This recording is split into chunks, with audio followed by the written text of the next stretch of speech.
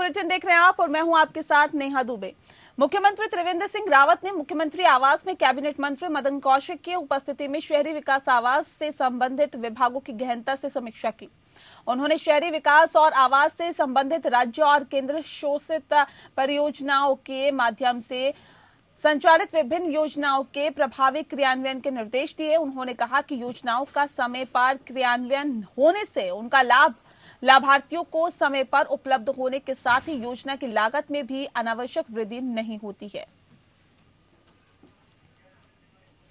ज्यादा जानकारी देने के लिए ज्ञानेंद्र तिवारी हमारे साथ फोन लाइन पर है। ज्ञानेंद्र, जानना चाहेंगे आपसे कि मुख्यमंत्री त्रिवेंद्र सिंह रावत ने मुख्यमंत्री आवास में कैबिनेट मंत्री मदन कौशिक की उपस्थिति में शहरी विकास से संबंधित विभागों की गहनता से समीक्षा की। क्या कुछ निकल के सामने आया? ज्ञानेंद्र, आवाज मिल पा रही है आपको? लगता है ज्ञानेंद्र से संपर्क हमारा नहीं हो पा रहा है। एक बार फिर से हम संपर्क साधने की कोशिश करेंगे, लेकिन फिलहाल आपको बता दें कि कैबिनेट मंत्री मदन कौशिक भी इसमें मौजूद रहे और सीएम आवास में दरअसल ये बैठक हुई। इस बैठक के अंदर इस निष्कर्ष तक पहुंचने की कोशिश की गई।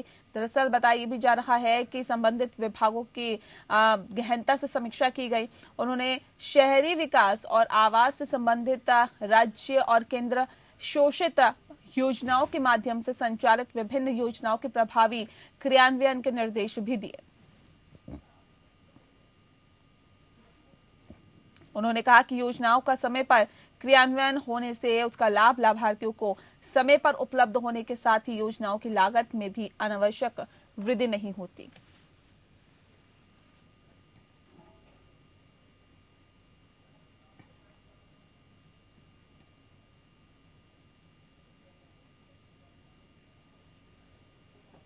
तो शहरी विकास संबंधित विभागों की समीक्षा हुई और जाहिर तौर पर विभागों की समीक्षा के दौरान ये जानने की कोशिश की गई कि आखिर कैसे इन विभागों में अभी काम चल रहा है, क्या कुछ प्राथमिकता है। सीएम आवास में ये बैठक हुई है जहां पर कैबिनेट मंत्री मदन कौशिक भी मौजूद रहे। तो शहरी विकास संबंधित विभागों की ये बैठक हुई।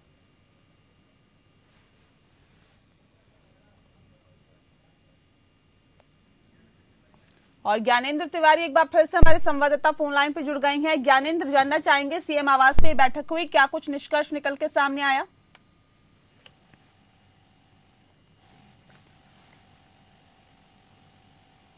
ज्ञानेंद्र, आवाज मिल पा रही है आपको? चलिए, लगता है आवाज नहीं पहुंच पा रही है और ऐसे में जाहिर तौर पर कैबिनेट मंत्री मदन कौशिक भी वहां पर उपस्थित रहे सीएम आवास पे, क्योंकि ये बैठक हुई और त्रिवेंद्र सिंह रावत जो कि मुख्यमंत्री हैं उन्होंने इस बैठक को बुलाया। इसमें एक निष्कर्ष तक पहुंचने की कोशिश यहां पर की गई और तमाम विभागों की समीक्षा की गई। प्राथमिकता में क्या कुछ काम होगा, किस तरह से उन कामों को निपटाना है और कितने वक्त में वो काम खत्म करना है, इसकी भी यहाँ पर चर्चा हुई।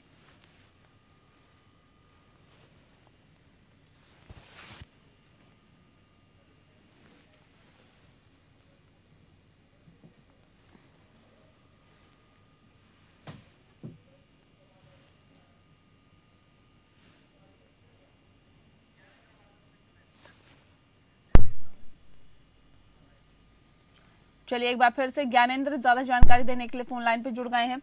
ज्ञानेंद्र, आवाज मिल पा रही है आपको?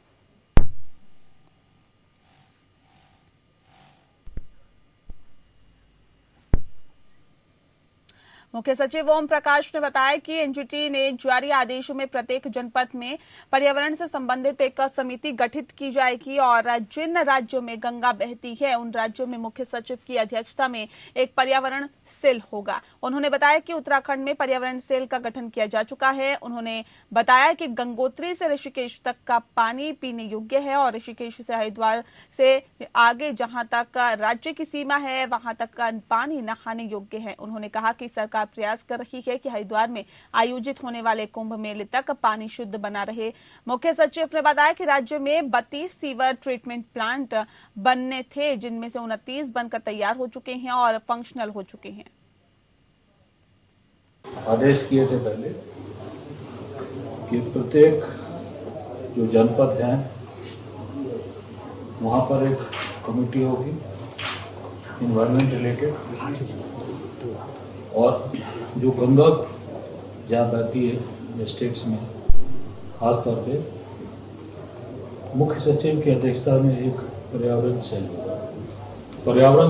सेल यहाँ गठित हो चुका है कुछ दिनों पहले। और अभी जहाँ तक गंगा में जो वाटर क्वालिटी की स्थिति है कि ऋषिकेश तक का पानी जो है वो, गंगोत्री से ऋषिकेश तक का पानी ये पीने लायक है,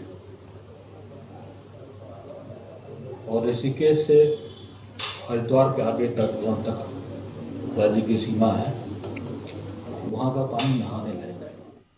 प्रधानमंत्री नरेंद्र मोदी के ड्रीम प्रोजेक्ट केदारनाथ धाम के पुनर्निर्माण के दूसरे चरण के लिए भारतीय वायुसेना की मालवाहक चिनूक हेलीकॉप्टर द्वारा गौचर में भारी मशीनों को धाम में पहुंचाया जा रहा है। एक दो दिनों में इसके द्वारा जेसीबी मशीन, ट्रक और ट्रैक्टर के पार्ट सहित 10 टन से ज्यादा भारी मशीनें गौचर हवाई पट्टी से केदारनाथ पहुंचाई गई है। बता दें कि गौचर हवाई पट्टी से वायुसेना के चिनूक हेलीकॉप्टर द्वारा मशीनों की सप्लाई 30 अक्टूबर यानी कि आज तक जारी रहेगी। हेलीपैड वहां से चिनूक हेलीकॉप्टर के माध्यम से केदारनाथ पुनर्निर्माण के कार्यों हेतु ट्रैक्टर्स, ट्रक्स, जेसीबीज आदि के पार्ट्स और ट्रैक्टर्स आदि ले जाए जा रहे हैं, जिससे कि केदारनाथ पुनर्निर्माण कार्यों में काफी तेजी आने की संभावना है। तो प्रधानमंत्री नरेंद्र मोदी के ड्रीम प्रोजेक्ट केदारनाथ धाम के पुनर्निर्माण के लिए भारतीय वायुसेना के मालवाहक चिनूक हेलीकॉप्टर द्वारा गोचर से भारी मशीनों को धाम में पहुंचाया जा रहा है।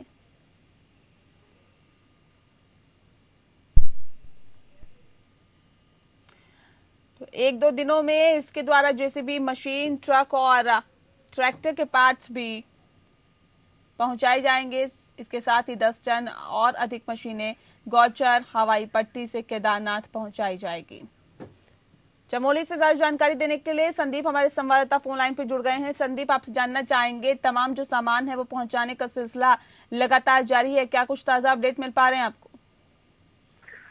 जी बता दें, केदारनाथ में प्रधानमंत्री के 3 प्रोजेक्ट पर जो है लगातार युद्ध स्तर पर काम चल रहा है। पुनर्निर्माण के कार्य वहाँ पे हो रहे हैं।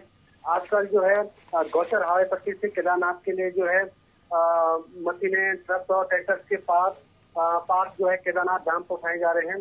जो वायुसेना का तो जो मालवाहक वाहन है चिनूक, उसके माध्यम से जो है लगातार केदारनाथ धाम में जो है मशीनें पहुंचाई जा रही हैं। आपको बता दें, नवंबर के द्वितीय सप्ताह से जो है द्वितीय चरण के विकास कार्य केदारनाथ धाम में होने हैं, जिसके लिए जो है लगातार वहाँ पे जो है सामग्री पहुंचाई जा रही है। जी चलिए, बहुत शुक्रिया आपका संदीप, तमाम जानकारी हम तक पहुंचाने के लिए। अगर आप डायलिसिस करने के लिए अस्पतालों के चक्कर काट रहे हैं तो आपके लिए राहत की खबर है। दून अस्पताल में जल्द ही 10 डायलिसिस यूनिट मशीनों के लिए लगाई जा रही है और ऐसे में बताया भी जा रहा है जिसको कार्य तेजी से किया जा रहा है। NHRM को और दी जा रही ये NHRM की तरफ से दी जा रही है 10 मशीनों के लिए दून मेडिकल कॉलेज के प्राचार्य आशुतोष सियाना ने जगह भी उपलब्ध करा दी है। आपको यहाँ ये भी बता दें कि इससे पहले दून अस्पताल में सिर्फ 3 डायलिसिस यूनिट थी, जिसके कारण मरीजों को बाहर रेफर करना पड़ रहा था।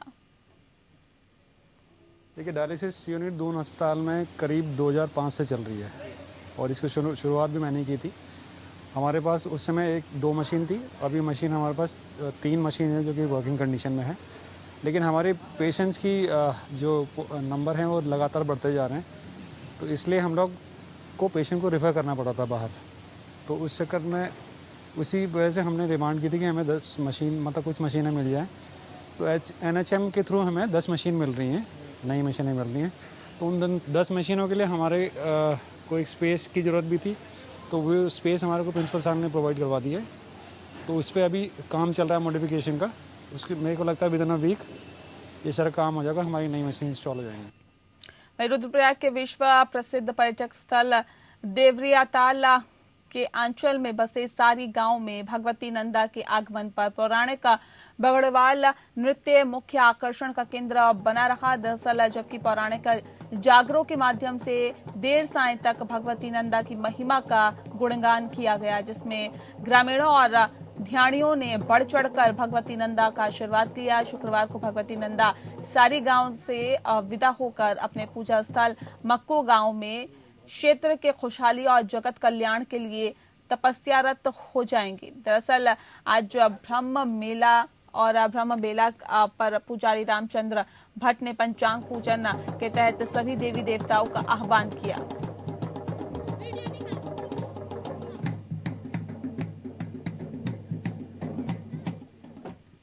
कल मां भगवती नंदा देड़ा गांव से हमारे गांव सारी में पधारी है और रात के 9 बजे पूरे गांव के लोगों की ओर से पूरे जो इतने लोग हैं यहाँ पर उन लोगों की ओर से देवी का जो है वो भव्य रूप से स्वागत किया गया और सर्वप्रथम यहाँ पर पहले वो जो है वो अर्घ लगा दिया गया और उसके बाद जो है वो श्रृंगार कर दिया गया देवी जी का और श्रृंगार करने के पश्चात फिर पूरे रात भर और पूरे एक दिन का जो है वो देवी का जो जागरण होता है, नंदा रात जात का जो जागरण होता है वो जागरण जो है वो देवी के सामने गाया गया है जागरण के द्वारा। और फिर उसके बाद आज का जो दिन का जो कार्यक्रम था वो था बगड़वाल नृत्य का और बगड़वाल नृत्य जैसे ही हमारा पूरा होगा उसके बाद जो देवी का जो डोली है वो डोली जो है पूरे गांव में भ्रमण करेगी और कल सुबह ठीक 11:30 बजे यहाँ से देवी विदा होकर के अपने ससुराल मुक्को में माई के लोग। खबर खटीमा से, जहां पर कुछ समय से सीमा क्षेत्र खटीमा में कोरोना संक्रमण की अंदर गिरावट दर्ज की गई है, लेकिन उसके बावजूद भी स्थानीय प्रशासन कोरोना संक्रमण रोकथाम को लेकर अपनी कवायद जारी रखे हुए हैं। खटीमा प्रशासन और स्वास्थ्य विभाग ने खटीमा से लगे यूपी मझोला बॉर्डर पर लगातार स्वास्थ्य विभाग की टीम को तैनात कर बॉर्डर पर आने जाने वाले लोगों की कोरोना सैंपलिंग की जा रही है ताकि सीमांत इलाके में संक्रमण की संभावना को रोका जा सके।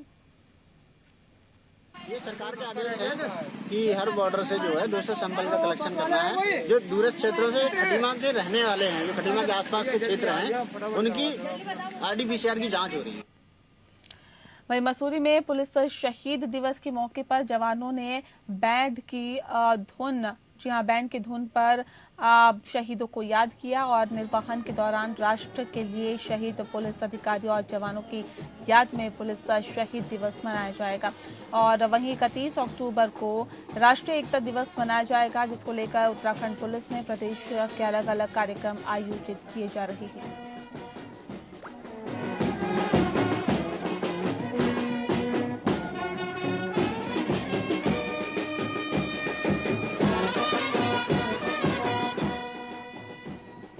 हमारा जो है इसमें पुलिस स्मृति दिवस मनाया जाता है। उसके उपलक्ष्य में हमारा जो है और 31 तारीख को जो है हमारा राष्ट्रीय एकता दिवस जो है मनाया जाता है। इसके उपलक्ष्य में क्या होता है, एक हफ्ते का हमारा जो है 21 तारीख से 31 तक जो हमारा एक प्रोग्राम जो है पुलिस के द्वारा जो है पूरे प्रदेश में जो है चलाया जा रहा है। इसमें विभिन्न कार्यक्रम जो है आयोजित करवाए जा रहे हैं। आज इसी उपलक्ष्य में जो है यहाँ पे जो है एक हमारा जो है IRB का जो है 31 PSC का जो है यहाँ पे बैंड आया है, जिसके द्वारा जो है ये शहीद स्थल जो है मसूरी में जो है एक कार्यक्रम जो है आयोजित किया गया है। इसमें बैंड तीर्थ नगरी ऋषिकेश में आज हेल्पिंग हैंड ऋषिकेश समिति ने कोरोना वॉरियर सम्मान समारोह का आयोजन किया, जिसमें मुख्य अतिथि के तौर पर विधानसभा अध्यक्ष प्रेमचंद अग्रवाल, कृषि मंत्री सुबोध उनियाल कार्यक्रम में पहुंचे, जहां पर प्रदेश उद्योग व्यापार मंडल के पूर्व उपाध्यक्ष पंकज गुप्ता, नमामि गंगे परियोजना अध्यक्ष कपिल गुप्ता सहित तमाम लोगों ने विधानसभा अध्यक्ष प्रेमचंद अग्रवाल और सुबोध उनियाल का स्वागत किया। कार्यक्रम के दौरान विधानसभा अध्यक्ष प्रेमचंद अग्रवाल और कृषि मंत्री सुबोध उनियाल ने कोरोना काल में उत्कृष्ट कार्य करने वाले डॉक्टर्स को, स्वयंसेवी संस्थाओं को, पुलिसकर्मी भाइयों को और सभी इलेक्ट्रॉनिक और प्रिंट मीडिया के पत्रकारों को सम्मानित किया। कोरोना जैसी वैश्विक महामारी और उसमें कुछ लोगों के द्वारा जो काम किया गया, और मैं कह सकता हूं कि इस महामारी में हमारे बहुत से लोगों का बहुत अहम योगदान रहा। ऐसे तमाम उन कोरोना वॉरियर्स का आज यह सम्मान समारोह हेल्पिंग हैंड संस्था द्वारा किया गया। मैं सम्मानित होने वाले तमाम लोगों को बहुत बधाई दे रहा हूं और हेल्पिंग हैंड को धन्यवाद कर रहा हूं। निश्चित रूप से इससे बड़ा प्रोत्साहन भी मिलता है और शाबाशी उनको मिलती है, मुझे अच्छा भी लगता है, एक संदेश जाता है, प्रेरणा मिलती है।